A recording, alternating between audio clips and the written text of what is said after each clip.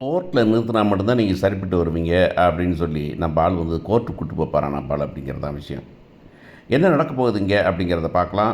அ பெரிய ட்விஸ்ட்டுக்கு மேல ட்விஸ்ட் வரப்போகுது. ஏன்னு கேட்டா வந்துட்டு நம்ம பசுபதி வந்து அந்த பையன மிரட்டுறாரு. மிரட்டி வந்துகிட்டு கிருஷ்ணாவ மிரட்டி, "நீ சொத்த பூரா எழுதி வாங்கிட்டு வரலனாக்க செத்தடா மவனே! உன் தங்கச்சியும் செத்தா, உன் குடும்பமே உன்னால் க்ளோஸ் ஆகி போயிரும். மரியாதையா வந்து சொத்து எழுதி வாங்கிட்டு வரதுக்கு வழிய பண்ணு. எவ்வளவு சீக்கிரம் முடியுமோ அவ்வளவு சீக்கிரம்" அப்படின்னு சொல்றாரு. ஆனா அங்க என்ன நடக்குது அப்படின்னாக்க, சிந்து வந்துகிட்டு அ ப விளையாட, அத பார்த்து பேச, உடனே வந்து எல்லாரும் கூப்பிட்டு கதை பேச, இந்த பொண்ணுங்கலாம் ஒண்ணா உட்காந்து கதை பேசிட்டு இருக்க, அந்த பக்கம் ரொம்ப நல்லா இருந்துகிட்டு இருக்குதுங்க. இந்த பக்கம் பார்த்தீங்கன்னா, நம்ம இந்த பொண்ணு வந்துக்கிட்டு அவங்களுக்கு சப்போர்ட் பண்ணுது. சின்ன பிள்ளை நர்மதா வந்துக்கிட்டு அவங்களுக்கு சப்போர்ட் பண்ணுது. ஏன் அவங்களும் கூட இருந்துட்டு போகிறாங்க அப்படின்னு சொல்லிட்டு. அந்த அம்மா கடுப்பாயிடுறாங்க சாரதா. ஆனால் இங்கே வேறு வழியே இல்லை. அந்த பொண்ணை பார்த்துட்டு அந்த நம்ம முத்துமலர் இருக்காங்களே, முத்துமலர் வந்து ரொம்ப நல்லா இருந்துக்க ட்ரை பண்ணுறாங்க. "அக்கா நான் ஒன்றும் கேட்கலக்கா. என்னக்கா இந்த கடனை கட்ட மட்டும் தான் கேட்குறேன். வேறு ஒன்றும் இல்லைக்கா. பொழைச்சிக்கலாம்க்கா. ஒன்றும் ப்ராப்ளம் இல்லைக்கா. இவ்வளோ பாசமாக இருக்கிறீங்க எல்லாரும்" அப்படின்னு பேசும்போது, இந்த பையனுக்கு வந்து நர்மதா மேலே ஒரு க்ளோஸ்னஸ் வருது. அதனால் இவங்கள பார்த்தாக்க ஒன்றா இருக்குன்னு தோணுது. ஆனால் அங்கே வந்துட்டு அவனோட ப்ரெஷர் அதிகமாயிருது அப்படிங்கிறது தான். பசுவோட ப்ரெஷர் அங்கே அதிகமாகிருக்குது. அதே நேரத்தில் இங்கே அன்பு சொல்கிறாப்புல, "என்னப்பா கிருஷ்ணா, என்ன பசுபதி கூப்பிட்டு பேசினாப்புல போல இருக்குது" அப்படின்னு. "அது எப்படி உங்களுக்கு தெரியும்?" அப்படின்னா, "ஏப்பா பசுபதி என் சம்மந்திப்பா" அப்படிங்கிறார். "பசுபதி மோசமான ஆள்ப்பா. அவர் அதை செஞ்சு கொடுத்துரு நீ பாட்டில். இல்லைன்னு வச்சுக்கோமே உன்னை எடுத்துருவார்." "என்னங்க இந்த வீட்டில் இருந்துட்டு நீங்கள் எப்படி பேசுங்க நீங்கள்?" அப்படின்னாக்கா, "இந்த வீட்டில் இருந்தால் இந்த வீட்டுக்கு சார்பாக பேசணுமா நான்? இவங்க பண்ணுற முட்டாள்தனத்தெல்லாம் பார்த்துட்டு இருந்தேம்மா. காவேரி வந்து உன்னைய மட்டும் இல்லைப்பா, காவேரி குடும்பம் வந்து என்னையும் நிறைய பழி வாங்கியிருக்குது. என் மகனை வாழ விடாம பண்ணிருக்கு தெரியுமா உனக்கு?" அப்படிங்கிறாரு. அதுக்காக உண்ட வீட்டுக்கு 2ஆம் படம், உண்ட வீட்டுக்கு 2ஆம் படத்தெல்லாம் பார்க்கறது இல்லப்பா கிருஷ்ணா. கிருஷ்ணா இப்போதைக்கு வந்து நீங்க சோறுதுன்னு இருக்க முடியுமா? நீ என்ன பண்ணுற நீ? பசுபதி பண்ணத பார்க்குற. உன்ட்ட தான் ப்ரூஃப் இருக்குல்லப்பான்னு. "என்ன ப்ரூஃப் இருக்குதான்? கல்யாண ப்ரூஃப் இருக்குல்லப்பா" அப்படின்னு சொல்றாரு. உடனே இவன் போய் என்ன பண்ணுறான்னாக்க, டக்குன்னு போயிட்டு போலீஸ் ஸ்டேஷனில் போயிட்டு புகார குடுத்துடுறான். அந்த போலீஸ்காரன் வந்தாருயா, "இங்கே பாருங்கள், இது வந்து எனக்குரிய சொத்து" அப்படின்னு சொல்லி கேஸை போட்டுறான். ஒரு வக்கீல் வராரு. வக்கீலை வச்சுக்கிட்டு கேஸ் போட்டுடலாம் அப்படிங்கும்போது, போலீஸ்காரர் சொல்லி கோர்ட்டில் போட்டிருப்பாங்கும்போது வக்கீலை வச்சுட்டு கேஸை போட்டுறாங்க. கேஸை போட்டுறதுக்கெல்லாம் பசுபதி ஹெல்ப் பண்ணுறாரு. கேஸுக்கு தண்டனைக்கெல்லாம் வந்துட்டு கோர்ட்டுக்கு வாங்க அப்படின்னு ஆர்டர் வருது. கோர்ட்டுக்கு வாங்கன்னு ஆர்டர் வந்துன்னா இந்த அம்மா திக்குமுக்காடி போயிடுது. சாரதா, "என்னடா கோர்ட்டுக்கு கூப்பிட்றாங்க? என்னடா சமாச்சாரம்?" அப்படின்னாக்கா, எல்லாம் அந்த விஷயம் யார் கூட்டு போனா கிருஷ்ணா தான். அப்படியே கிருஷ்ணா பக்கத்தில், "ஏன்டா இங்கே நின்று பேச மாட்டியா நீ?" அப்படின்னா, "இங்கே பேசுனா என்ன கொடுப்பீங்க நீங்கள்? ஆ என்ன கொடுப்பீங்க நீங்கள்? உங்களுக்கும் எங்கள் அப்பாவுக்கும் சம்மந்தமே இல்லை. சம்மந்தம் இருக்குன்னே உங்களால் ப்ரூவ் பண்ண முடியாது. எங்கள் அப்பா வந்து தான் முழுசுமா பண்ணவர். நான் வேணால் கொஞ்சம் காசு தரேன், நீங்கள் ஒதுங்கிக்கங்க அவ்வளோதான். இல்லைன்னா வந்து கோர்ட்டில் கேஸ் போடுங்க. கேஸ் கோர்ட்டில் போனாக்க நான் முழுசுமா நான் வாங்கிடுவேன்" அப்படிங்கும்போது விஜய் கடுப்பாயிடுறாரு. "என்ன இப்போ என்ன தம்பி இப்படி சொல்கிறான்?" அப்படின்னாக்கா, "சொல்லட்டும் சொல்லட்டும்.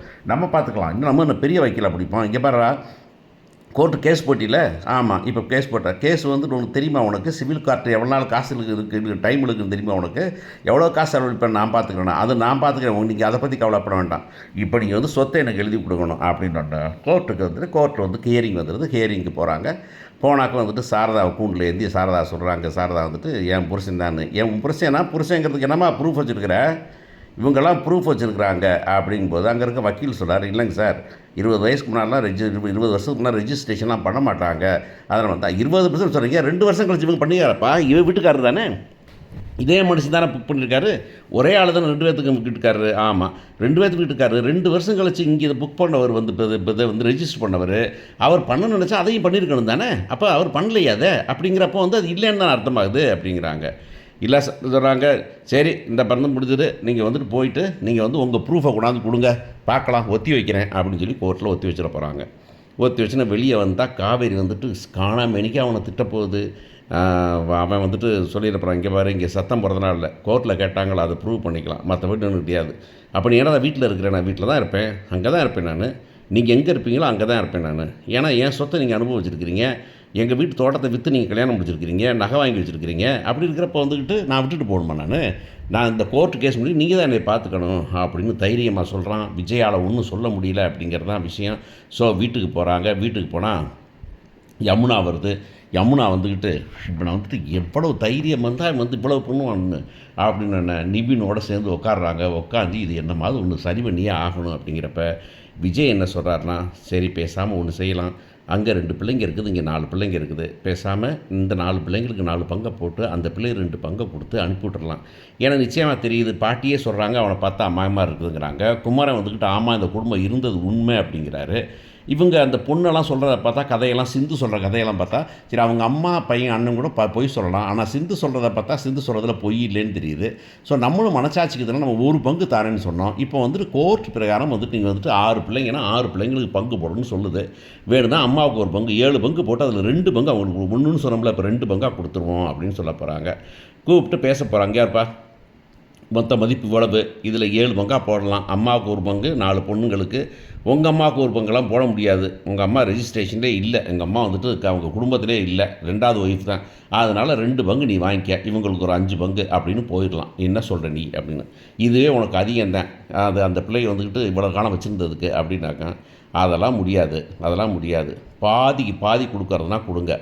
இப்போ அதுவும் இல்லை, இனிமேல் வந்துட்டு கோர்ட்டில் பார்த்துக்கலாம். அதனால் வந்து முழுசுமா நான் வாங்கிக்கிறேன், நான் கோர்ட்டில் பார்த்துக்கலாம் அப்படின்னு சொன்னாக்கா, சரி நீ கோர்ட்டில் எப்படி தான் வாங்குற அப்படின்னு பார்த்துடலாம் அப்படின்னு சொல்லும்போது நிவின் வராப்பில். நிவின் வந்துக்கிட்டு இதுக்கெல்லாம் காரணம் பசுபதி தான். பசுபதி வந்துக்கிட்டு தூண்டி விடுறான் பின்னாடி இருந்து.